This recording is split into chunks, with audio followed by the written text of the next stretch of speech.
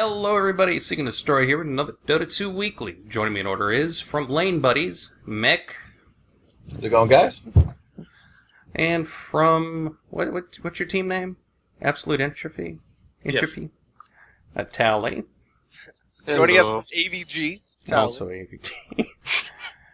Mr. Tracer, also from Lane Buddies. Hello. There we go. And finally, my co-caster today, Kelman. Greetings and salutations. Thanks for tuning in, guys. And for those of you that have been watching my channel this week, not a lot's going to be going on. I think there's one video that's going to be going up other than this. However, you know, there's the whole international thing. So, there's kind of a big thing going on, $10 million. Yeah, I think it's a little more important. Well, I got one video ready to roll. Other than that, though, I think I'll be a little busy with the international. I haven't slept like a week. All right, so let's just dig right into it. Okay, so to kind of go over the structure for any players that really doesn't know, kind of what is going on. At first glance, the international can be confusing. So, Mick, if you just kind of want to run us down with it, just to kind of let us know. Glance, at second glance, at third glance. Yeah, you're giving it a little too much credit here. Start maybe understanding it, then at sixth glance you realize you understand nothing still. So basically you had the qualifiers, which we've all been through, and that was what was happening in May, it was May 12th to 27th or whatever it was. So that was basically you were qualifying to play and kind of your seeding to go into the tournament. Then that put wild card teams in, basically the teams that didn't quite make the cut, but they still had a chance. So there's all this stuff that's going in. So you've got the 11 invited teams who basically Valve said, hey, you're coming to the international and that's it. You had before that, again, the qualifiers were the extra teams that were going to make it in there. And then you had what were called the play-ins, which was from there, basically, you had 4 teams from those were the wild cards that were coming in. And then you had 4 teams that were playing for one spot. Then after that, you go into phase 2, which is round robin. If you follow any sort of sporting thing, it's basically you play everyone. You'll keep playing, keep playing, keep playing. And you keep track of your record, wins and losses, and based on your win and loss, that's kind of how you get set. You get your first rank, second rank, third rank, all the way down through. 11 through 16, those spots you're automatically eliminated. You're out. You're gone. You pack your stuff up, go home. You don't make it on. But the rest of them through 10, you continue to play. And then you go to what they call phase 3, setting up for phase 3, which is the double elimination bracket. But basically, right now, the teams are playing in another tournament, which is a best of 3, which is your seeding for that bracket. So basically, right now, they're playing in a bracket to seed for the final bracket. So the teams that continue winning, they will stay in the upper bracket. The teams that lose, the first 2 teams that lose actually are gone, goodbye, go forever. But then you've got the other teams which enter into the lower bracket. And being in the lower bracket, if you lose, you go home. If you're in the upper bracket, you lose, you get bumped down to the lower bracket, you still have another chance. That's the benefit of seeding well and playing well leading up to the finals, of the fact that you basically have more chances to be in that finals. It's confusing, it is, and it's something very hard to explain and describe in few words and go through it, but essentially you have the round-robin tournament, which is the biggest meat of it, which basically sets you up for placing in that double elimination tournament. That's the meat of most of the games they've been watching. I mean, there have been, 100 and some games or something ridiculous. I thought it was closer to 150, if I'm not mistaken. You have 16 teams that have played 10... close to 10 games. What is 15 times? Games. Well, yeah, 15 times 15 or 16 times 15. A lot. It's 164. It'd be 165 if it's 16 times 15. And that's not even counting the tiebreakers and stuff. Yeah. Right. How exhausting must that be for the players, though? I mean, Have you even heard the casters? The casters are exhausted already, let alone the players. And all the casters have to do is yell. That's it. Well, the sad thing, I think Toby One looked like a miniature Shetland pony because he was a little horse. But, and joining us as always are Destroy's bad jokes. Sorry about that. You are welcome. but yeah, I mean, it's just a really demanding schedule. I mean, yeah, it's insane. And so far, the biggest results, the play-ins, the biggest story there was Team Liquid made it in, and they had a commanding performance. They didn't drop a game in the play-ins, and then they were right into the international, and they held their own. I mean, they were, again, if you're watching this, we're assuming you're looking for a recap. So if you're like, hey, I don't like spoilers, either go la la la or watch something else. But I mean, they just got eliminated after showing the fact that they were a team that people weren't willing to scrimmage against because they didn't think they were good enough, and they were taking on some of the best teams and actually holding their own and winning. Their last 2 games, they absolutely got crushed. It was rather depressing because they had such a good showing up until then. But to make it from the play-ins, which is the bottom tier, like they came in as essentially the last place team and made it through the round robin and into the play-in, or I guess it is phase 3, the beginning of phase 3, and that's when they got knocked out, which is again great on them, but it has to be heartbreaking. Do you want to go over the plans real quick, Mick? Just kind of. Yeah, we had VP versus MVP was the first match, and then CIS and Liquid was the second match. VP lost to MVP 2-0. CIS lost to Liquid 2-0. Then MVP Phoenix versus Liquid. Again, Liquid just trounced them. It wasn't even like you can watch some games where people lose and it's like, oh, well, it was a good match. There was never a doubt that Liquid was going to lose or win every one of the games. It really was just one of those, hey, how are these people going to get stopped in any way, shape, or form in the future? Well, Liquid, who played last year, who was invited last year, I feel like probably should have been invited this year. However, I mean, it's whatever. Well, I mean, there was a lot of team drama going on, if I remember correctly, right before this tournament. Like, up to the point that Liquid, right before the wild card kind of qualifiers, there was talk of, like, disbanding. So, I mean, that into the international, and I mean, they're getting cash for it. I mean, now, I mean, I think they did just get kicked out, I think, but, yeah, I mean, still, I would say phenomenal running for sure. Well, I mean, they should be proud of themselves. It's tough not to be disheartened from it, but I mean, from where they played from, they did a heck of a job. Right. Yeah, they should definitely be proud of themselves. I think they took home 50,000, something like that. 48,000. Right, and coming from any other tournament, that's phenomenal. I mean, it's a little upsetting because this tournament, the winner's playing for like $4.9 million. So in retrospect, and also that loss was like $500,000. Yeah. It was literally the difference. 7th and 8th get 508,000. 9 and 10th, 48,000. God, see, yeah, that's sad. Yeah, that's $500,000. That's $500,000. Jeez. Okay, so talking about kind of their great run, let's just jump into the round robin. Vic, if you're Tracer, if you want to take that, just to kind of let us know what some of the surprises were and everything like that with the round robin. Yeah, okay. So the round robin, this is the phase 2 that Mick initially was talking about, where the 16 teams all face each other, and everybody fights everybody, and then they figure out the score from there. And we talked a little bit about it with Liquid making it pretty far in the round robin. It actually made it to phase 3. Best things are right now, VG and EG just were dominating the whole time. So, I mean, they made it top 2, which means that they skip over phase 3, and they're just in the main event. So they're in the upper bracket for the main event.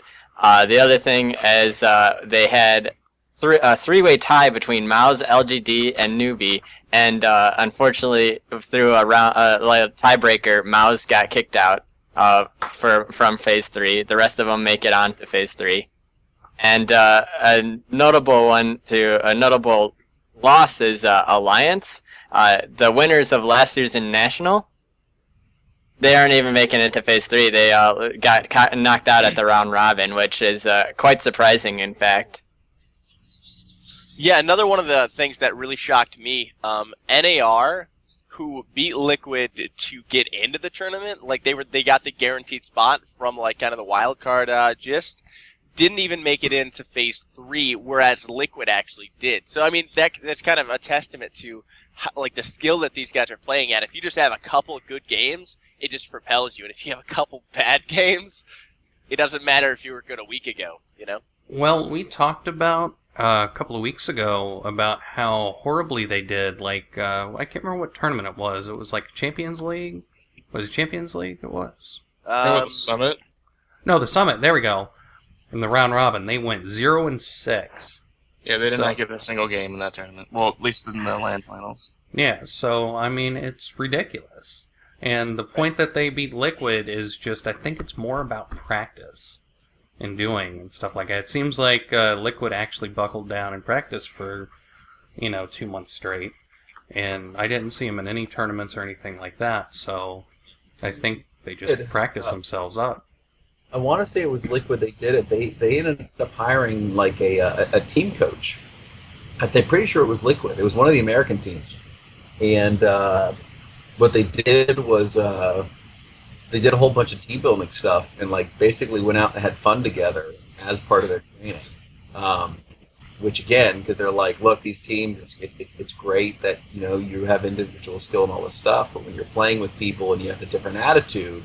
It's not worrying about mistakes. It's not worrying about stuff. It's, all right, we need to be doing this. We need to be, you have a positive outlook as opposed to some of these teams, which, like, we're friendly. It's one of those, like, we play on the same team, but all it takes is one mistake and they blow up on each other. And I'm pretty sure it was Liquid who one who did it with actually, like, you know what, let's get that relationship piece built. That way, when you're going at it, something where you're not going to have temperatures flaring and everything else, you're going to have the more positive side to it. And if I have the team right, it kind of proof is in the pudding where they were really able to mesh together and they just had solid play. Right, and I mean, piggybacking off of that, coaches have become really big in the, Dota. I mean, at least to my perspective, they really haven't been in the past, but I think EG is a phenomenal example for this. So Fear, one of their top players, is taken out, turns into their coach, and now EG is actually at the top of their play. So maybe there's something to say about that, It's kind of the, maybe, because it's really easy to get caught in the moment, maybe having somebody in the background just being like, hey guys, kind of focused on this maybe right now, is helping out the teams overall. Oh, yeah. And I feel like especially EG, like they weren't expected to go that high. I think I checked their rating yesterday, and they're actually ranked as #1 in the world on Gosu. Yeah, I saw that too. I was like, really? And I mean, even though they're lower than VG, I think they actually took a game off VG, didn't they? I cannot remember. I think they took a game off VG. In the end, like, I'm trying to follow the round robin, gave me a headache, Mister. So they took a game off VG, I believe. They lost to DK, and I think their other loss was Mouse. It was like Mouse and someone else. Mouse and Invictus, maybe? I can't remember. I'd have to look it up. But the point is that overwhelmingly, they're definitely showing their best. I love it that they actually beat the #1 seed for this. And I mean, it's just completely ridiculous the way they're doing. I feel like the North American Hope is definitely alive. And yeah, they lost to Mouse. But still, I think.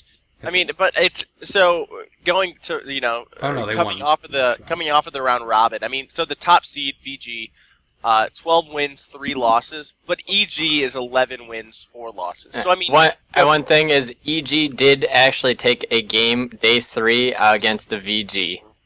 Did they win or lose? They won it. Yeah, that's what I was saying. They beat VG. I think it's Invictus that they lost to.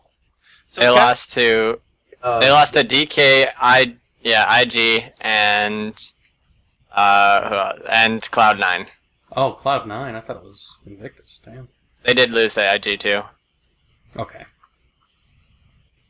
Yeah, so a lot of these, I think they're having a harder time against some of these Chinese teams, which are showing pretty good, to be honest with you. I knew they were going to be in the top, and they are pretty much every year, too, so it's going to be a little ridiculous. Sorry about the pauses within the talking, but we are currently watching the LGD versus Cloud9, and I have to say Game 2 has been kind of gripping.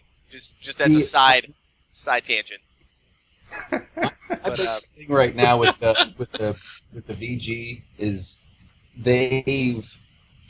every team has done this farm wars with like the Faceless Void, with waiting for someone to come online and stuff like that. VG has played these games where they draft these lineups that are like, hey, and it's the same thing LGD just did against Liquid, was I'm going to take 2 sets of racks by 19 minutes. Once your carriers start coming online, have fun, pushing against Mega Creeps, because that's what's going to be happening. And that's what VG's done to these teams. Is meta right now is this, hey, farm up these couple big items, go online and start fighting. VG's like, screw it. You can farm all you want, because by the time that happens, your Ancient's at half health. And also, speaking of Liquid and pressing, we were just talking about how EG is doing. Liquid also did take a game against EG as well. Oh, it was Liquid. That's what it was. So EG lost 4 in the round robin out of the, 20-something. And, Liquid was one of them. So Liquid is still pretty tough competitor. Yeah. Right. Oh, yeah. There's no two ways about it. All right. Let's move on to Phase 3 and talk about this whole thing with Alliance. I'm going to pull up the stats for... I'm going to go ahead and pull up the stats real quick over who went where. And go ahead and show the thing from Gosu about Alliance. I can't believe they... Like, last year's winners, like, I can't believe they're gone. Right, Fnatic being gone, Alliance being gone, even a team like Empire being gone. Oh, yeah. Those are surprise. Like, Arrow doesn't completely surprise me. B&A doesn't completely surprise me. Even Mouse at this point doesn't really surprise me. But Mouse was in it last year. I mean, it was one of those, like, but of the two, Fnatic and Alliance are just, like, those were shockers. But then I'm looking, like, I'm looking down the line. LGD, Newbie, Titan, Liquid, Cloud9, Navi, IG, DK, EGVG. I don't know who the heck I'd swap out of there and not be surprised. Somebody has to get out. And also, judging by Alliance's performance, and Fnatic had that whole issue beforehand. I mean, but Hani did well. I mean,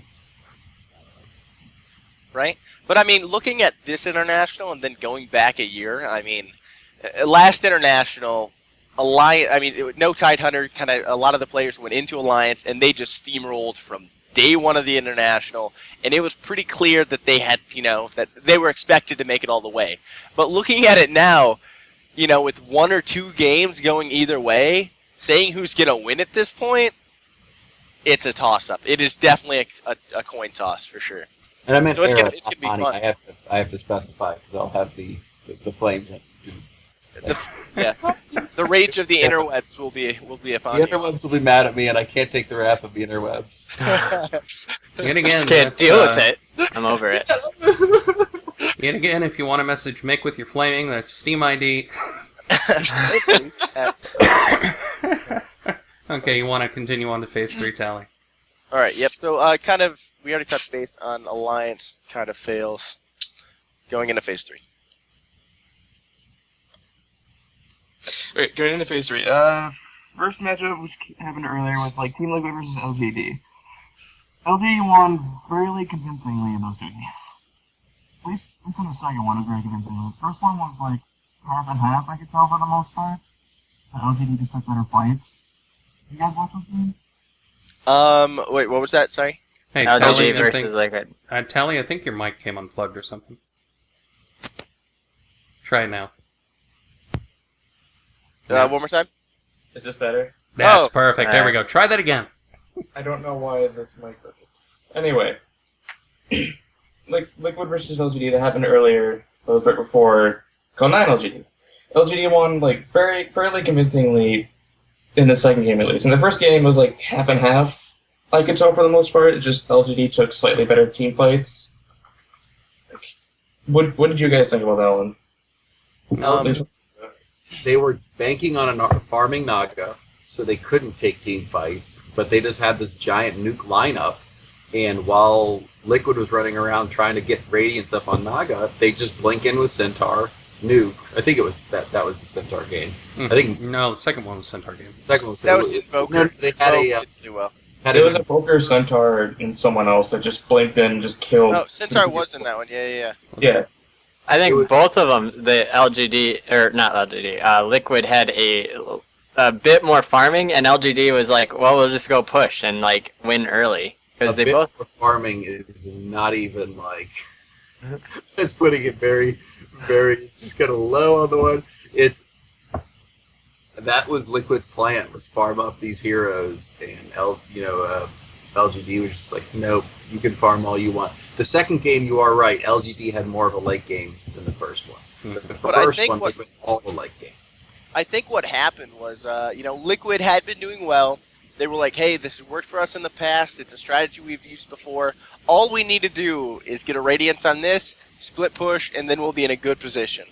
LGG just saw it coming, completely outdrafted them, and then they just got hit so hard they were staggered during the second game too. So I don't think they really came to play in the second game. It wasn't even a showing. It was a massacre. If I'm not mistaken, they punished the Razor and the TA pretty hard. Yeah, I mean, was level 1 gank on TA that just, yeah. That'll do it. That level 1 gank, though, was so tough to... It was a haste rune and a freaking tree, and, like, there's not much you can do about that. Anyone in there's dead. Like, it's just... Yeah, and playing back-to-back, the momentum from your last game really does transfer over. Cloud9 is a perfect example of how they utilize that. Like, if they were destroying you last game, they're going to come out swinging in the next game, and a lot of times they do phenomenally. But and that's kind of what LGD did, in my opinion. I mean, they came out swinging, and Liquid just was still on the back foot at the start of the game. Mm-hmm. So moving on to that, what's going on right now? Cloud9 and LGD, I believe? Cloud9 just lost to LGD. So they're going to game 3. There's one game left. Right, yep, so Cloud9 has won on LGD, and then LGD just beat Cloud9, so now they're going for the best of 3. So the next game's about to start. Basically, they just need to pick me again. And Yeah, my Sing God. Sing. Yeah, Sing Sing. Well, you remember me calling this like 2-3 weeks ago, saying Sing Sing's Meepo about how amazing it was. Yeah, we talked about it. Point Yeah, proven. he just did phenomenal. Yeah, I mean, he came to play. Was it a mid Meepo? Yes, he played mid against a Razor. That'll do it. That's not an easy lane, really. I mean, Mm-hmm. How did he do in that mid lane? I wasn't able to see it. potential on each other, though. All the Meepo needs is that level, what is it, level 3? And then yeah, it's he level can 3 just now. jungle to recoup. And the Razor's not going to kill him without a gank. Yeah, and Right. see, that's the thing, though, is that with Meepo, though, even if you get bad farm mid, it's so easy to get the levels mid, the quick levels, and just go jungle.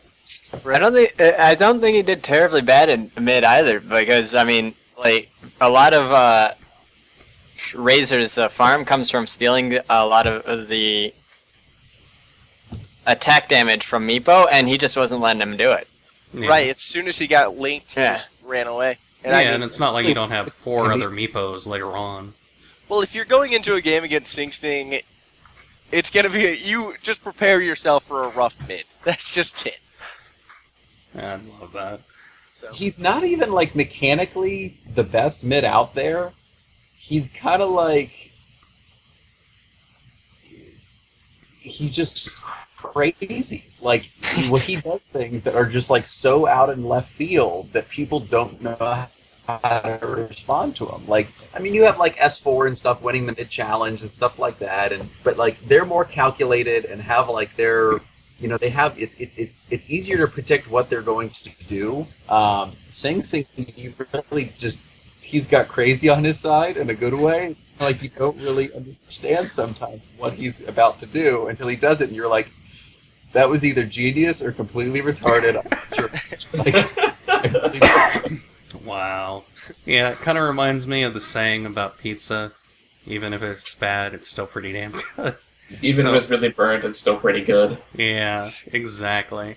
Gosh. So, moving on. So the winner of this will face DK.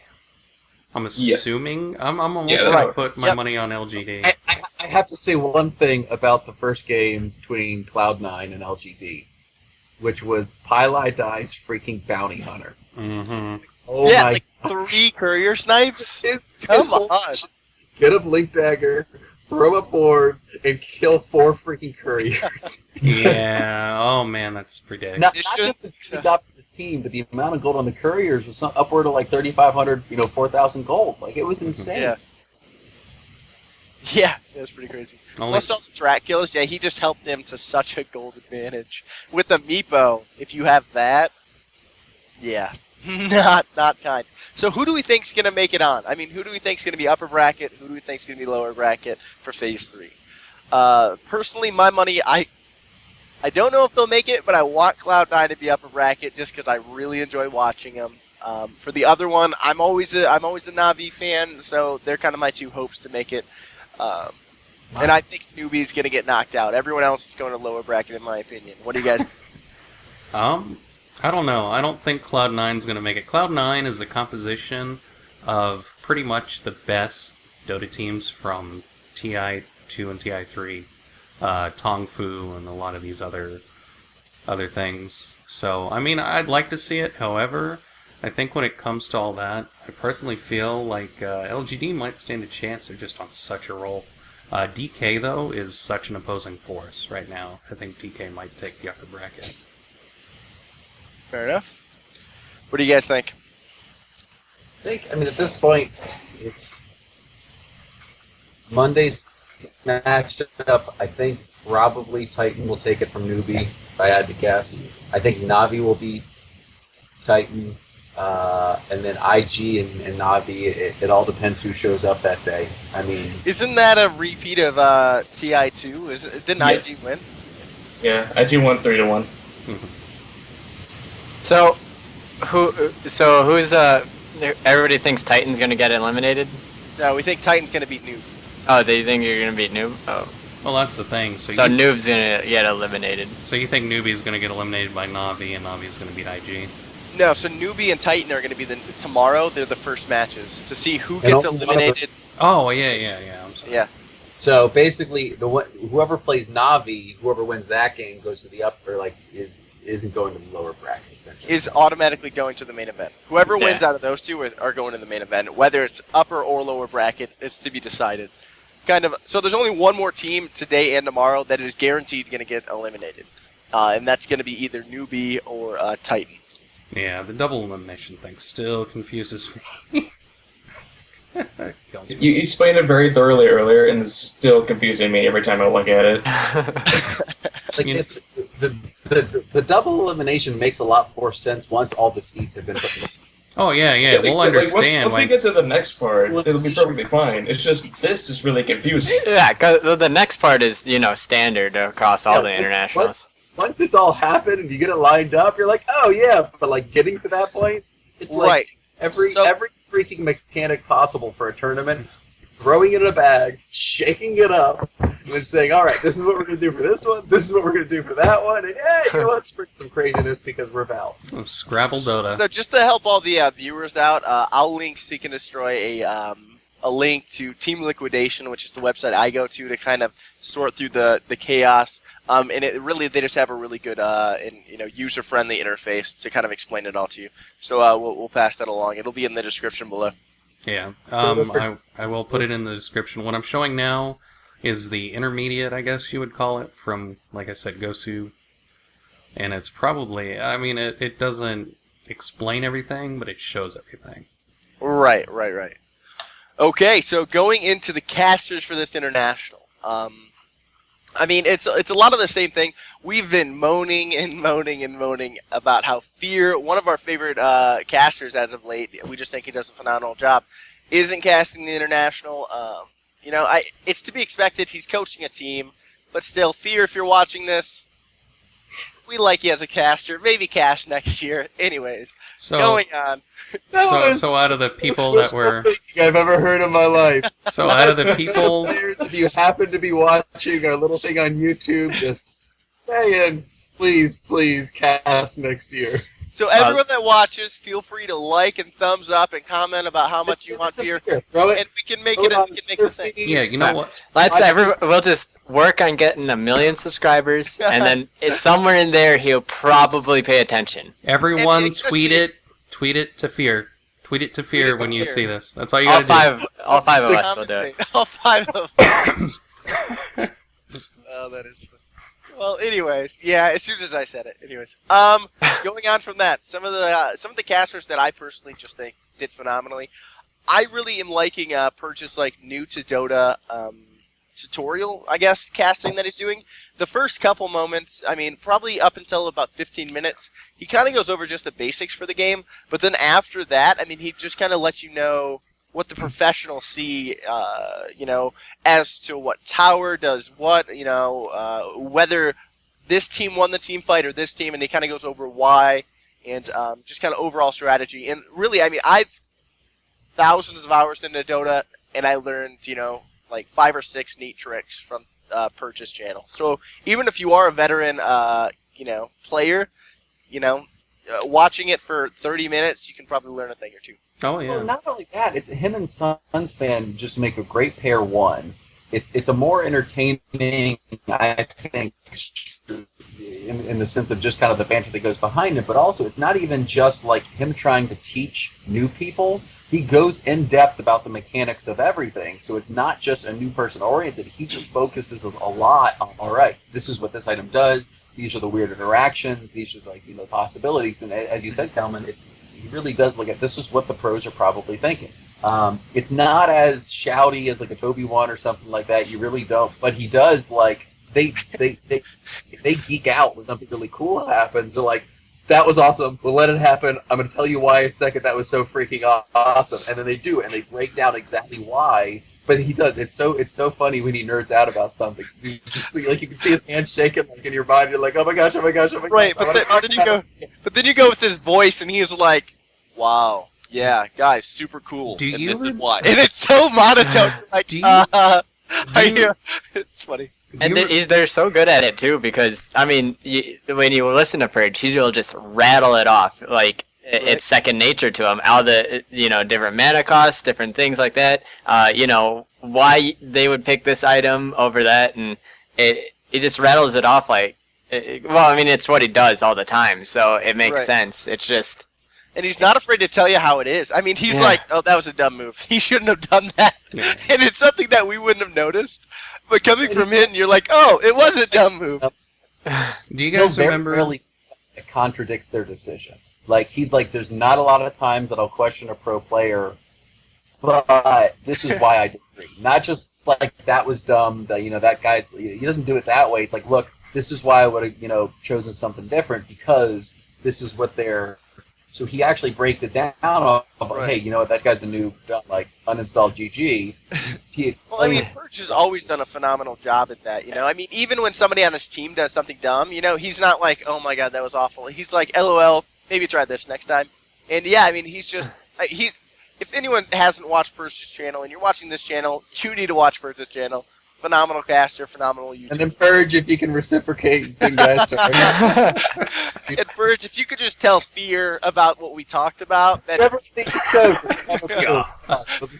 Shameless promotion. All right, so do you guys remember the Odd Couple? The Odd Couple, like the TV show from like back in the 60s? Oh wait, no. Okay, what about the movie? I wasn't born in. The point is that you have these two people that are completely contrast to each other casting together. You have Purge, who I've never heard get genuinely excited, and Suns fan, who can only ever be excited. I love this inflection. Purge's inflection when he gets excited, I think it's great because he waits for the perfect moment, and he does. He's not yelling like Purge fans always has that. He just kind of like laughs and he has the yelly voice. But when Purge does get excited, it's more subtle. But I think it's that much more enjoyable when he does get that little kind of like, ooh, is this? Oh wow, guys, that was so amazing. So guys, that's amazing. There. Oh, hey guys, if you saw that, what he did they're is jerks, they're idiots, they're awesome. We like you, Purge. You're awesome. And your mustache is amazing. We're And just gonna He has throw a it. mustache now. I haven't seen it. Yeah. No, he actually has a shirt, which is get it from the Liquid store, and it's yellow. Everybody, this is Purge, which is like, but it's got like where they do like the silhouette face on the shirt, like so you have like it's the mustache is the. I need to find it. I'll send it to you. So overwhelmingly, though, the point is that they're so contrast to each other, though, because Suns fans just so excited like about stuff, and I love it. And just that like thing he does, that ooh, every time it just kills me. It's part of the reason like I love Fails of the Week so much. Too. Their banter is so funny too, because they're like constantly not paying attention to each other. Like that was sort of their thing that they do, is they just don't pay attention to each other, and then they'll sometimes like repeat what the other person said without even realizing it. And the other person will so call him out on it. It was like, yeah, I literally just said that. Oh yeah, I wasn't paying attention to. I love that. So, do you want to We're go? also gonna link below Purge's shirt that we were just talking about. That's like yellow. What is Purge? Is it actually just a yellow shirt? It says. I threw it in Skype. You have to I look can't click on it. Like. Well, we're gonna link it below. Everyone enjoy it. All right. Do you want to go through the rest of the casters and all that, and who's casting? Okay. Yeah. Other than that, some of the really notable ones that everyone really enjoys. Toby really is just overall phenomenal. And honestly, his team. So he can kind of get iffy at times, but his team fight, whenever like there's something going on, he gets so excited, and you get so excited. Phenomenal.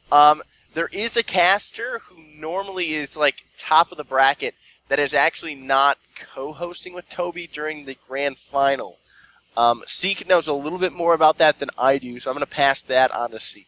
Yeah, so AC is not casting, I believe. Did we ever figure out he casted the finals last year, didn't he? He was one of the casters. He casted. The grand finals. It was LD and Luminous. Are you sure? Yes. I thought it was AC. Well, he was still a favorite to kind of cast this year, and he didn't make it, which kind of, it's a bummer for him. But honestly, Toby is kind of a crowd favorite. We are all really geeked out by Purge because he's the new great thing. Toby has always been. He's Purge is just. Toby's a shoutcaster. When it comes to the mechanics, he does not know everything, and he admits that too. But when it comes, again, you said it, when the action's going, there's no one that can get as excited and actually commentate what's going on. The Beyond the Summit opening is like one of those things. Like every time I watch the Beyond the Summit, it completely like I'm excited before it even starts because their opening's just him like yelling pretty much. Talking about stuff, and it just kills me, like every time. And he just got, he's just a pleasant caster all in all. And just that way he goes, it's like so low at first, and then it's like he's like getting ready for it, and I love it when something happens, but then they back out, just like, oh my god, and they're going for, oh. Yeah, then we're coming back up and we're going down. Yeah, I love he it. just does a great job. Yeah. All right, so going on to, what's coming up, the magnificent, the main event. Seek, why don't you take point on that? Okay, so the main event, as we've already discussed, showing it now, the upper bracket's going to be VG and EG, and it's also going to be the winners from Phase 3. It's a possibility right now of DK, and did LGD beat Cloud9, or did Cloud9 win? They are currently in their Match 3. Cloud9 and LGD are both, they're about... It's a close game, so there's no clear winner as of right now. It's only 3 minutes 30 seconds in though, so we'll have to see how it plays out. But no, it's not yet. So it's going to be in the upper bracket right now. It's going to be either DK and whoever wins against Cloud9 and LGD, and it's going to be IG and whoever wins, whether it be Navi, Titan, or Newbie, or IG. Well, yeah. Well, just the winner of tomorrow's Phase 3 is going to be in the upper bracket of the main event. Everyone else, besides the one that we kind of talked about earlier, that's going to get kicked out, is going to be in the lower bracket. But still, the way to look at that is, so Newbie and Titan, one of them is it's going to be a $450,000 loss. Oh, Think about it like that. So that's So that's going to be kind of the match to watch tomorrow, just because there's so much at stake. Other than that, it's kind of just figuring out where they want to sit. Right.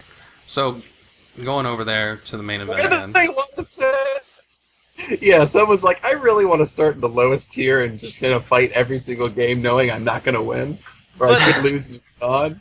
Well, the other thing I'm kind of curious about, well, there's a lot on it, but there's not a ton on it. I mean, they could still lose them all, and they're still going. Yeah. The other thing I'm curious about is they've been talking about that it's almost a disadvantage to get seated so high because of that momentum and all that. So I kind of wonder. I hope that I also hope that EG doesn't face DK in the first round, because that's one of the people they lost to. Well, I mean, but still, I mean, one good game, one bad game, it kind of goes either way.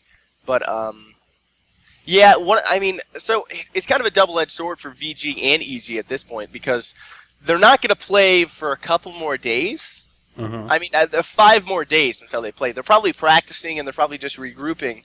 So they kind of have that on their side. But then again, these other teams, if they get really good momentum going, it can kind of be a double-edged sword for EG and VG not having the ability to play, rather, at the moment. But so I mean, if VG or EG just get knocked out immediately, then I mean. Well, I mean, there's always a lower bracket. However, I feel like it's one of those things that I think they'll have an easier time from the top, of course.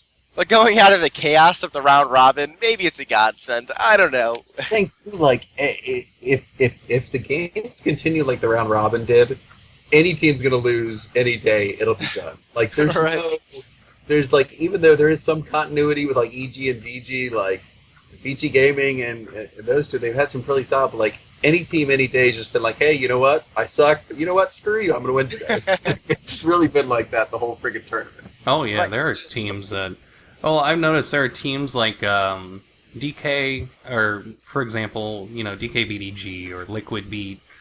I think Liquid lost to DK, but the point is like one will lose to another, and it's like one of those things that they have their strong points and their weak points, but they're evenly matched. So it's really going to depend when they go in who they're seated against. That could determine a lot, because although it could be one of those things that.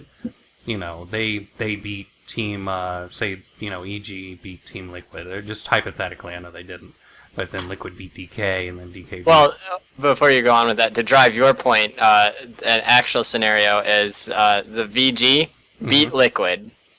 However, and EG has a game on VG. However, EG lost to Liquid. There we go. Kind of a situation. Yeah, and it almost actually happened in the tiebreaker. Like, it came really close to being one of those things that, let's go back to the tiebreaker on round robin, where I think, Mal's almost beat LGD or something like that, and LGD almost beat Newbie, and Newbie almost beat LGD, and it was just ridiculous, because they would have had to have played all over again because of that. I mean, it's just one of those things. There are very specific strong points against teams, so, I mean, this is very much up in the air as far as the main event goes. Yeah. Right, which makes it so exciting. Last year, like we said, Alliance just, they just had the winning strat. They had the golden key, and they kind of took it all the way. They were undefeated for the longest time, and then eventually Na'Vi had to use, they kind of had to use a glitch in the system to get a win on them. Yeah. And then, it didn't matter at the end anyways. So, yeah, this year I'm really excited, especially now that there's more money at stake. Seeing that it's going to be a slug-off, that's exciting. And the games that have happened already, you have games with 3 Divine Rapiers and crap like that. 3 Divines. Oh, yeah. The world, and that's already happened. We haven't gotten to the actual brackets yet. Like, that was just the round robin. Well, what was it? Mal's and LGD, where they had their Anti-Mage on Mal's had like 11,000 gold. Could have literally have bought 2 Divines.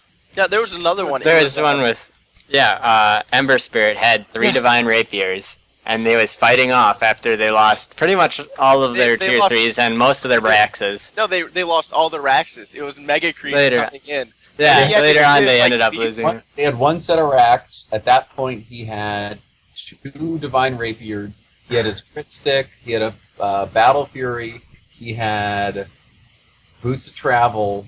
and I'm pretty sure he had his MKB that he kept swapping on for another Battle Fury back. Yeah, he was 7 slotted. Who had another Divine Rapier on the courier and his MKB His own personal courier. Doing, and he kept His own personal courier. It was it's not his own one. And it was all around the map because he just kept defending the lanes of Mega Creeps, and Cloud9 almost lost that game. Like, I didn't get to see that one. Was that Fnatic? I can't remember. I think they were going against Arrow Gaming even. I think it might have been Arrow. Not entirely sure. Yeah, that's still so ridiculous. It was a 2,000 crit, I think it was. There was in there. It was like 2,500. It was 2,500. One of the teams that had the creeps pushing into like the lane. One of them accidentally got a little bit too close, and the guy did the leap, and he just one shot him like he was a creep. He didn't even care. A Morphling. They had It was a Morphling, and he just he went for a tier 4 and just insta-gibbed. It was hilarious. It's like, you take it. But eventually they just went for the ancient and just won it.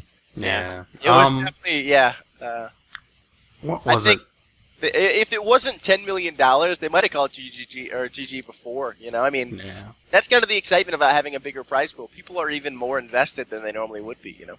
Oh yeah, when Alliance got knocked out, I think what was it? It was Alliance and Navi. Everybody was watching, like one of the last games, and they were so mad. You could tell because they wouldn't even GG it, and even at the end, after Navi won, they didn't even call GG. They just, they were so mad. Oh yeah, you could tell. It was like this.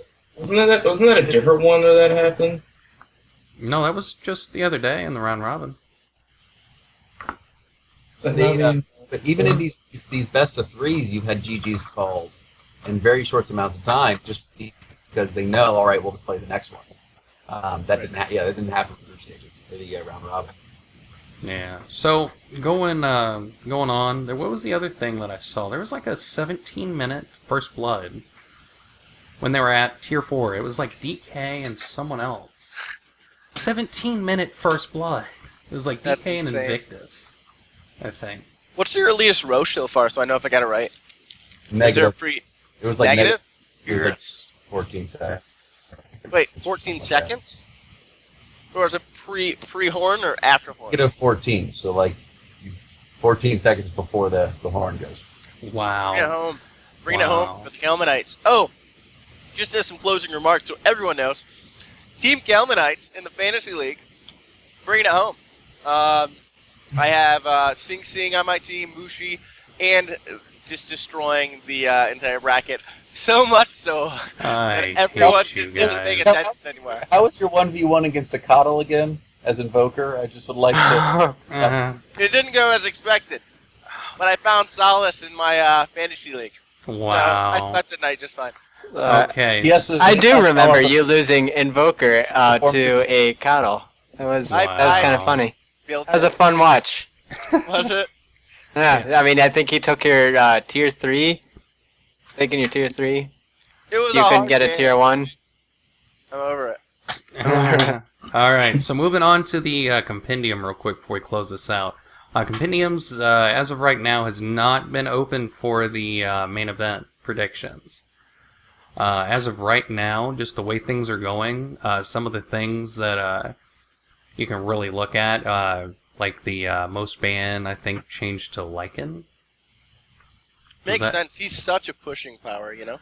Most ban changed to Lycan. The most pick changed to Skywrath. And I think last time during the not the play-ins, the qualifiers, it was Batrider and Mirana. Most picked was Mirana and most banned was Batrider. Right, yeah. So some of the other Mirana. things. Did she get a nerf right before this? I mean, because she Yeah, isn't getting she did. played as much. Okay. She did. Her arrow got a nerf hardcore. Yeah. Let's see here. Some of the things that you can do. Team with the most rapier purchases. That's going to be a big one. Apparently, someone bought 3 rapiers, like you said earlier. See your most denies, highest average GPM. What's the highest average GPM we've seen in the round robin? I don't know. I've seen one that was like 700, but that's the highest I saw. I'd imagine that they were higher. Meepo probably just hit 10 or 11, something ridiculous. Well, I mean, how fast did they finish? Because, I mean, if they finished with sub 20 minutes, then he did not. Yeah, I mean, it depends. I'm not sure what the actual stats are yet. But, I mean, it's some of the stuff that you're going to have to look at, especially being on the higher end, and especially if Cloud9 advances with the Meepo like that. I would actually expect something like that again, because all I've seen from them is like Meepo every other game. Let's see here. Player with the most deaths, player with the most kills. Have to go to some support team. Team with the fastest win. There's also, you said there's a 14-second before on the Roshan. Yeah, it was like an alliance game, and they got wrecked in the Roche pit and never recovered. Yeah, so we're going to be looking at, this is going to turn the compendium on its head, too. Some of these games are just killing me.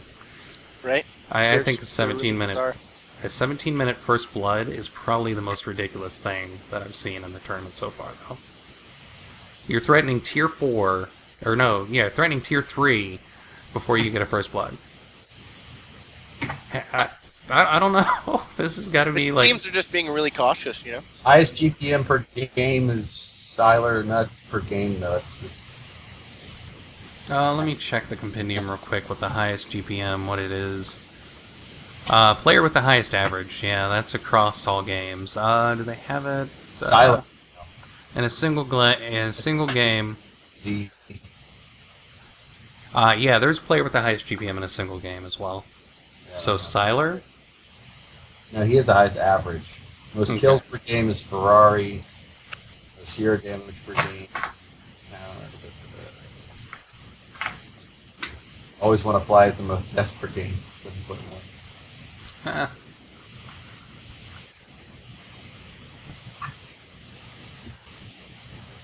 So, I mean, we're going to be... Most heroes picked, 92. So there's 10 here that haven't been picked or banned yet. I haven't seen an Omni Knight. Has Omni been picked? Well, Omni He was was played picked. once. Wrecked a game last night. Omni These heroes- and... CM, Lena, Huskar, Bounty just got picked, so Bounty's now out of that, so that's 9 now. Whoa, hey, Team DK in Go Florida. Gamers or whatever. Just so we know, Team in Go Sue Gamer or whatever that we use. Team DK just went to #1 ranked. Really? So yeah, EG's #2 now. Is there an extra thing on there? It must be from where they beat them, but I don't think that would hold true. I'm surprised. We'll see if DK loses. I mentioned that drops pretty quick. So, I mean, I guess we'll see how it rolls, but, yeah, back to the whole thing, though. The compendium is a complete toss-up right now. I think the only thing that you can guarantee is that Lycan's going to be banned the most, and that Skyras picked the most. GPM and all that stuff, it's kind of a toss-up. Even the pre-Roche right now is going to be ridiculous, because I still see some pocket strats coming out pretty hard. But, you know, I guess you always got to be wary of the Ursa and Wraith SK. pick. Yep. Yeah. Well, it's not SK anymore, it's Wraith King, isn't it? Yeah. So, anything else we have on the table, guys? Just looking forward to a great international. I mean, the main event's going to be super exciting. I really hope it is. Like, I am so fearful right now that it'll turn into Liquid's last game. Like, there's so much build-up, and then it's just a flop of a series. Like, Yeah. I don't think. I have that feeling that it's just going to be like, oh, we have all these freaking amazing games, 3 Divine Rapiers, 80-minute like stands and like turnarounds, and then we're going to get to the grand final, and it's going to be like, oh, they win in 3 games. See you guys next year. Yeah. Oh, yeah. It's very possible, too. I mean, So- it really depends. So I guess we've always kind of talked about our projections as to who we think is going to be in the final games. So who do we think is going to be #1 and #2 this year? Oh, yeah. Let's go out on that. We had talked about Cloud9 maybe making it. Now it's becoming more of a thing, just because they've come to play and they've done a phenomenal job.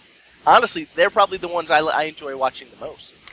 And them and EG. But that's just because I'm an American. Okay, let's go around the table real quick and we'll get our final two predictions before we head out. Let's start off with Mick. Finals. Finals, the grand finals. Okay, here's what I really want to see. I really would like to see a Cloud9 versus an Navi, just because I think that would probably be the most entertaining way that you could have two teams play each other right now. I really would love to see EG in the finals, but I think Cloud9 and Navi would be a great couple matches. That's great, but you're wrong. Tally? I'm kidding. No, that would be, yeah, for sure. Alright, Tally. Right, I would agree that would actually be a really cool matchup to watch. But I would top two, like for the grand finals, I'm going to have to stick with the top two that are right now, which is Vici Gaming and Evil Geniuses. Like throughout this entire tournament so far, they've proven that they've done well, and as it is right now, they're in first and second place right now. I just feel like it would be those two being in the grand finals. Who do you see dropping who if they both win their first rounds, their first best of threes? I'm going to go with each other. I want to go with EG. EG? Yeah. Very cool. Tracer. Wait, EG or Vici? That's confusing. EG is going to win over Echo. Vici, but they're going to face off again in the grand finals. They rhyme, guys. Sorry. But yeah, no. Alright. Sorry. Okay. Thanks. Okay, so I'm going to go with what my original compendium prediction was for this, which is EG and DK facing it off. Ooh. That's very possible. Very possible, and I think that would give just enough upset to be exciting. But Definitely. I also think DK is still good enough to do it, so. There you go. He still thinks Fnatic and Alliance will be in the grand finals. Oh, what about you, Kelman? I've just because I like a legacy, I want Na'Vi to make it to the finals and get beaten out by, I'm going to cheat and use 3, by either Cloud9 or EG. I can't make up my mind. It's okay. But I want to see Na'Vi make it, but I do really enjoy Cloud9 and EG. I mean, honestly, after watching the video on Fear, EG's just, hit me right in the feels. So I kind of want them to bring home the medal. Okay, my prediction, and this is if DK makes it. If DK doesn't make it, I could see EG going all the way through the top. But if they make it and they have to face DK, they drop down to the bottom and go all the way through. If DK makes it through to the end, then DK wins. However, if they get beat by anybody else, EG will make it back up, kind of like the old when Na'Vi went back, and they're going to take it. But DK seems to be their bane. The thing is, they lost their game against DK at the draft. That was it. Just the draft, because they did the faceless. They do like faceless Void and Razor, I think, and it just didn't work for them. Right. And that's the thing. I feel like DK is the one that can outdraft them. DK loses if they get outplayed by someone. Then I think they're the only ones that can beat them. They've already proven themselves against VG and a lot of other teams. So yeah. I mean, like I said, that's the way it's going to be, but I'm almost guaranteeing you it's going to either be, and I'm going to cheat like Kelman and say EG and DK or EG and VG. Roger that. I think EG would have DK, because, I know they lost once, but if you look at this, Team Liquid lost to Arrow Gaming. Now, if they had a rematch, would you think Arrow Gaming's going to beat Team Liquid again? It depends. Like I said, there are certain strengths that certain teams have that are against. And it may be that Arrow, who loses to everybody else, the one game they get off of Liquid. They got 2. 2 games. Yeah, they got... But the point is that they always, it's just certain things and certain matchups. And sometimes, man, you just have that one team that is your bane. Right. Yeah. But I mean, going back to kind of what we were talking about earlier, as, we're surprised that some people made it to the top 10, but who would we trade them out for? or we're surprised some people got knocked out, but who would we trade them out for in the top 10? That's why I kind of used 3, just because there are so many good teams this year that, I hope that those 3 make it, but, knowing how it's playing right now, none of them will. LGD will just win it all, or, Navi will just get taken out next game. It's just everyone's playing at such a level that it's a toss-up for sure. Oh yeah, next level Dota going on this year. And back to the whole thing, I feel like last year, everybody knew that Alliance was at least going to make it to the finals. Everybody knew. This year, nobody knows. Nobody knows what's going to go on. Yeah. The only thing that people are saying is that EG and VG are strong. Nobody's guaranteeing it because they've lost some key games against people not only lower than them. Liquid got knocked out and beat EG. Right. So, I mean, that's the kind of stuff we're talking about. And, I mean, it's going to be one of those things that it's going to be a toss-up. It's anybody's game still. Yeah. But, so wait, when is it over? When's the final day? Let me go It's to the 21st. It's the 21st. This following Monday. So we're actually going to be touching base with you guys next week, and then we'll kind of at that point we'll know who's actually there. So we'll be able to let you know who was right and who was wrong. But thank you so much for watching. Seek, take us out. Alright guys, well that does it for this episode of Dota 2 Weekly. As always, feel free to like and subscribe. Gentlemen, say goodbye for me. Say goodbye for me. Check out Lane Buddies. We started uploading again, and I'm uploading again, and we're doing stuff. Oh, what games are you all doing now? Urge Fear, remember to reach out to us, guys. It was fun. What games are you all doing real quick? Divinity Original Sin is the one on everyone's mind right now. Yeah, that's what I've been doing, and I plan on getting more Dota 2 up in there, but right now Divinity has got my attention because it's amazing. And Mick and I have started a series as well. So it's gonna be fun. All right, guys. See you next week. Peace. Goodbye.